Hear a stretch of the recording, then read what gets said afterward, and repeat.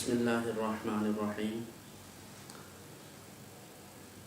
عن أبي هريرة رضي الله تعالى عنه قال قال رسول الله صلى الله عليه وآله وسلم حبب إلي من دنياكم ثلاث: الطيب والنساء وجعلت قرة عيني في الصلاة، أو كما قال صلى الله عليه وآله وسلم.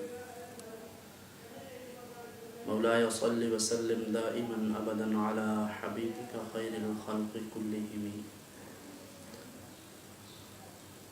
خواتین و حضرات،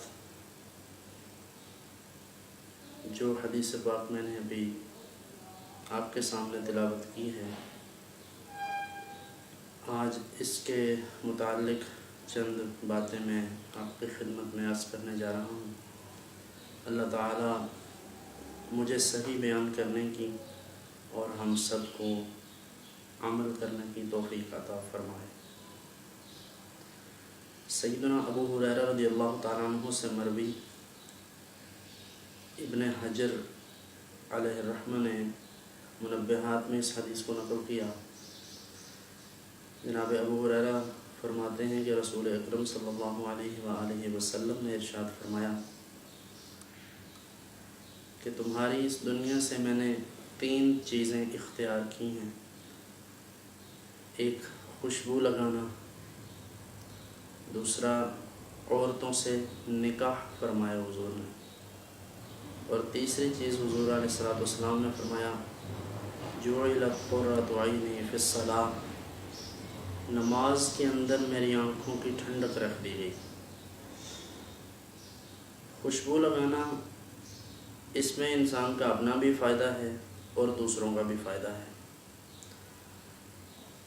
کیونکہ جو کوئی پاس بیٹھے گا اسے خوشبو پہنچے گی، اس کے لیے یہ ایک اچھی چیز ہے، یعنی اس کے لیے فائدہ مند ہے۔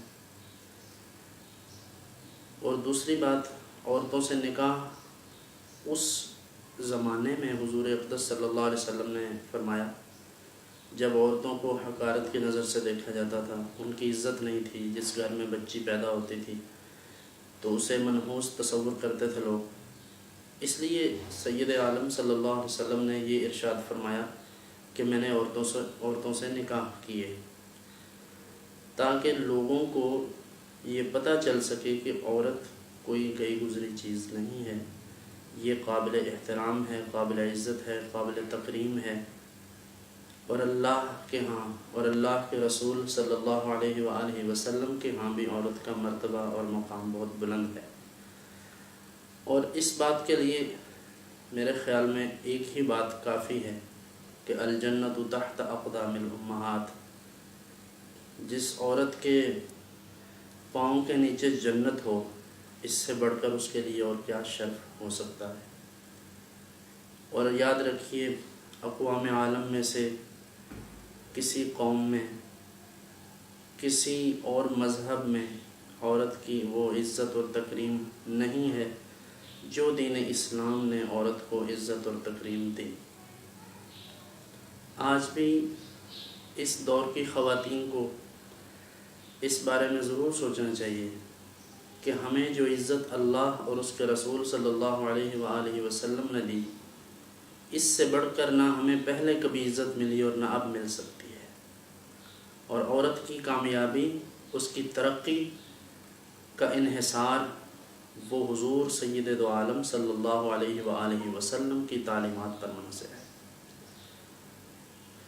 چنانچہ اس حدیث کے اندر رسول انور صلی اللہ علیہ وآلہ وسلم نے جو النساء کا لفظ استعمال فرمایا، اس سے مراد حضور کے نکاح ہیں جو آپ نے فرمایا، اور اسی وجہ سے پھر لوگوں کو معاشرے میں عورتوں کا مقام و مرتبہ پتہ چلا۔ اگلی بات، نبی رحمت علیہ الصلاۃ والتسلیم نے جو ارشاد فرمائی وہ انسان کی ذات کے حوالے سے ہے، کیونکہ اگر کوئی شخص نماز پڑھے گا تو اس کا اپنا فائدہ ہے، اس میں بظاہر لوگوں کا فائدہ نظر نہیں آتا۔ تو ایک ہی حدیث میں 3 چیزیں بیان فرمائیں، جن میں سے 2 ایسی ہیں جن کا تعلق دوسرے لوگوں کے نفع کے ساتھ ہے، اور ایک ایسی ہے جس کا انسان کی اپنی ذات کے ساتھ ہے۔ تو فرمایا کہ نماز میں میری آنکھوں کی ٹھنڈک رکھ دی گئی۔ یہ بات فرمانے کا مقصد یہ ہے کہ امت کو اس بات کا پتہ چل جائے کہ نماز حضور نبی رحمت علیہ الصلاۃ والتسلیم کے نزدیک کتنی اہمیت کی حامل ہے۔ بڑے افسوس کے ساتھ کہنا پڑ رہا ہے کہ آج کے اس دور میں ہمارے لوگ عشق اور محبت کا ایک اپنا ہی معیار رکھتے ہیں۔ ہر شخص کے ہاتھ میں ایک اپنا الگ سے ترازو ہے اور وہ اسی پر تول کر یہ سمجھتا ہے کہ وہ صحیح ہے، حالانکہ صحیح اور غلط ہونے کا معیار صرف اور صرف شریعت مطہرہ ہے۔ اس حدیث سے یہ پتہ چلتا ہے کہ اگر کوئی شخص نبی کریم صلی اللہ علیہ وآلہ وسلم کا عاشق ہے تو کم از کم وہ نماز تو پڑھتا ہی ہوگا۔ کوئی ایسا عاشق دنیا میں نہیں ملے گا آپ کو، بلکہ اگر میں یوں کہوں کہ صحابہ کرام رضوان اللہ علیہم اجمعین اور آپ صلی اللہ علیہ وسلم کے اہل بیت اطہار میں سے کوئی شخص ایسا نہیں ملے گا کہ جس نے نماز نہ پڑھی ہو اور وہ عاشق رسول ہو۔ عشق اور محبت کا جو پہلا زینہ ہے وہ نماز ہے، وہ پابندی شریعت ہے۔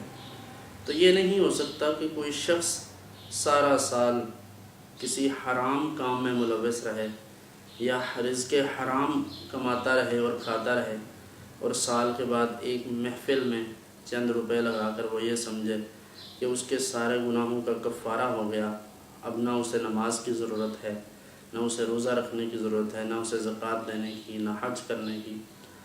یعنی ارکان اسلام سے منہ پھیر کر حضور صلی اللہ علیہ وسلم کے عشق کا کوئی ایسا انداز ہمیں نہیں ملتا جو صحابہ کرام علیہم رضوان یا سلف صالحین میں ہو۔ لہٰذا ہمیں یہ سوچنا چاہیے کہ وہ چیز جس میں رسول انور صلی اللہ علیہ وسلم کی آنکھوں کی ٹھنڈک ہو، کیوں کر آج کا کوئی عاشق، نام نہاد عاشق یہ کہہ سکے گا کہ نماز تو ہم نہیں پڑھتے لیکن ہم عاشق رسول ہیں، مسجد میں نہیں جاتے لیکن حضور سے عشق کرتے ہیں۔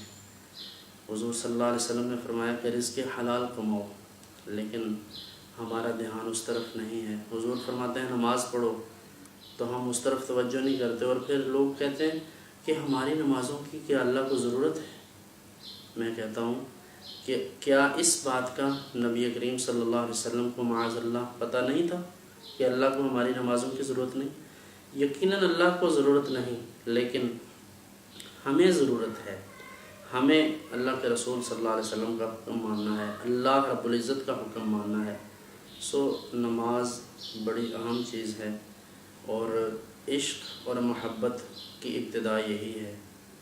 اللہ تعالیٰ سے دعا ہے کہ اللہ تعالیٰ ہمیں نبی کریم صلی اللہ علیہ وآلہ وسلم کی شریعت مطہرہ پر عمل کرنے کی توفیق عطا فرمائے۔